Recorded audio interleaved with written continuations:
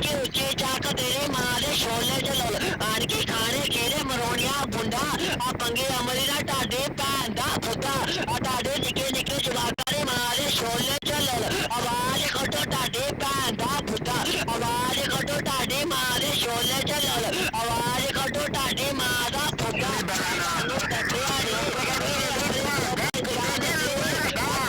भैन दा फुद्दा